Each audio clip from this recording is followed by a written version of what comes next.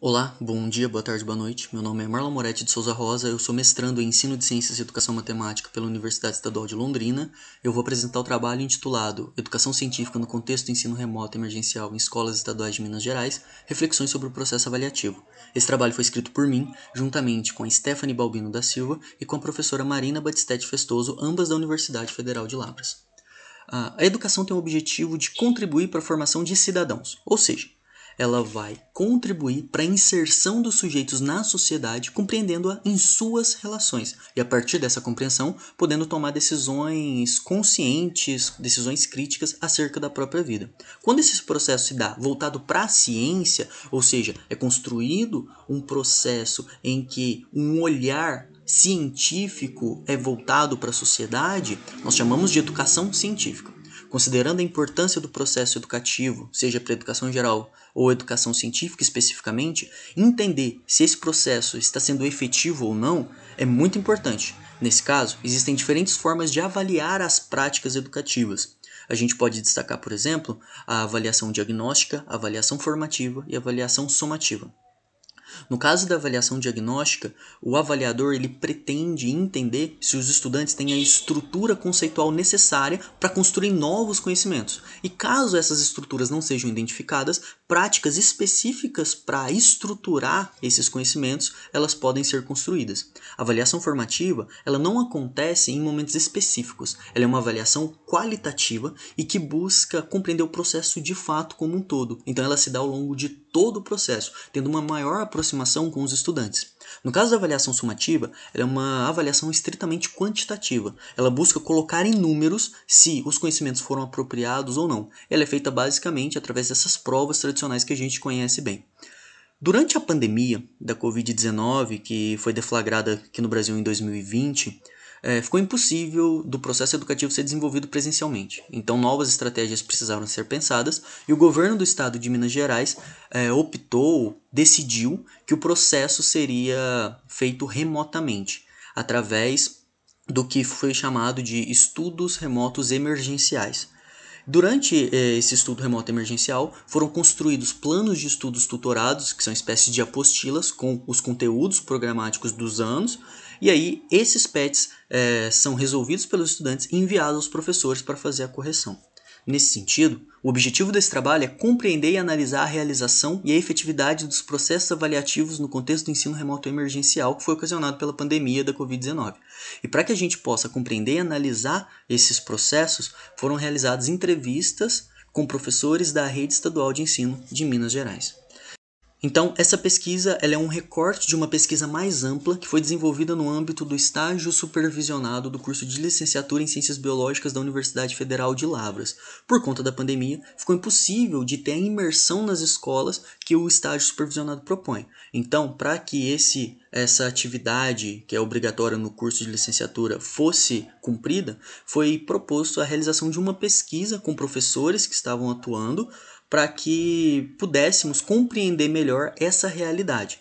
Então, foram pensadas duas questões centrais para entender essa realidade. A primeira questão é quais as possibilidades e limitações do estudo remoto, ensino à distância, para a formação de alunos de educação básica para compreenderem o ambiente, a realidade em que vivem e atuarem como cidadãos. Ou seja, será que é possível? Quais as possibilidades e limitações para que uma educação crítica, uma educação que faça um diálogo entre escola e sociedade aconteça? A segunda questão central, ela diz respeito aos professores. Quais as possibilidades e limitações do estudo remoto, ensino à distância, para a atuação docente na educação básica? Então, há possibilidades, há limitações? Quais são elas para que a gente possa desenvolver, de fato, aí um processo educativo crítico?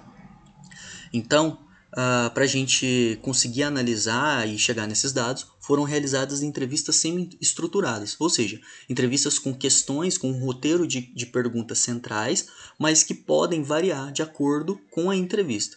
E aí, 18 professores e professoras atuantes da Rede Básica de Ensino de Minas Gerais participaram e as falas desses professores e professoras foram analisadas através da análise de conteúdo de Bardan.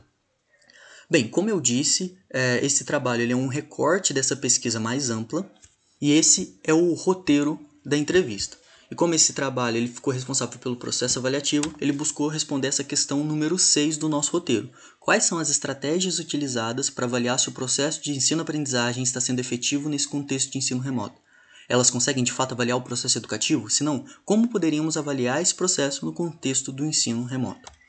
Bem, após as entrevistas, essas falas referentes a essa questão da avaliação, elas foram categorizadas e nós chegamos a duas categorias principais. A primeira categoria é o retorno de atividades do PET para contabilização da carga horária e não como processo avaliativo do processo. E a segunda categoria é impossibilidade e ou dificuldades em avaliar qualitativamente o processo educativo.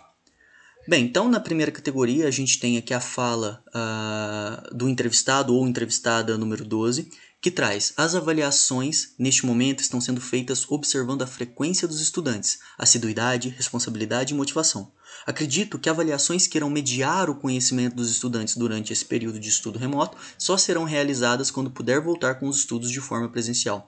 Então a gente percebe a partir dessa fala que as avaliações elas estão sendo dadas de forma majoritariamente sumativa. Então, esse entrevistado ou entrevistada traz que é difícil, de fato, mensurar o processo educativo, de compreendê-lo qualitativamente. E que para contabilizar essa avaliação, eles precisam devolver esses planos de estudos tutorados e essa devolutiva vai contabilizar como um número, se eles fizeram ou não, se foram assíduos com a atividade ou não, se tiveram responsabilidade ou não. Então, a gente vê que esse processo avaliativo ele é sumativo e não consegue entender se de fato houve uma efetividade no processo educativo. Então, a gente vê que essa dificuldade que muitas vezes a gente encontrava no ensino presencial, agora ficou ainda mais alarmante, ficou ainda mais claro no ensino remoto emergencial. Então, durante a pandemia, nós não estamos tendo aulas de fato, nem que seja aulas remotas, aulas ao vivo, então está tendo essas atividades e para avaliar o processo, somente essas atividades, a realização dessas atividades apostilares que estão sendo contabilizadas. Então a gente percebe um panorama bastante preocupante no que tange à educação, não só científica, como em geral. A segunda categoria é impossibilidade e ou dificuldades em avaliar qualitativamente o processo educativo, o que a gente já percebeu na fala do entrevistado ou entrevistada anterior.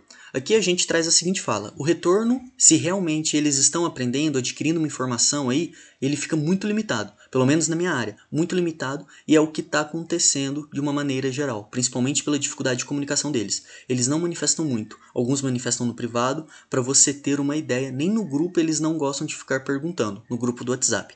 Eu falo, gente, quando tem aula, pergunta. A dúvida de vocês é o que vai estimular os outros a participarem ou tirar a dúvida do colega, mas não perguntam, sabe? Nas aulas aqui, eu peço para eles manifestem. No final eles agradecem, falam que foi muito bom, que ajudou. É o feedback que eu tenho é esse. Quando eu dou a aula e que alguns alunos manifestam que melhorou, que deu para entender um pouco mais. Mas fica muito vago, principalmente sem uma definição para a gente realmente sentir o que está acontecendo no aprendizado. Então existem aulas esporádicas ao vivo e quando essas aulas acontecem, os estudantes ficam com a câmera fechada e eles têm dificuldade de comunicar com a professora ou com o professor. E nesse caso, o que eles têm de retorno é justamente muito pouco, porque não dá para saber o que está acontecendo do outro lado do computador. Então isso só reforça essa preocupação, como que o cenário do processo educativo tem ficado cada vez mais preocupante, mais alarmante.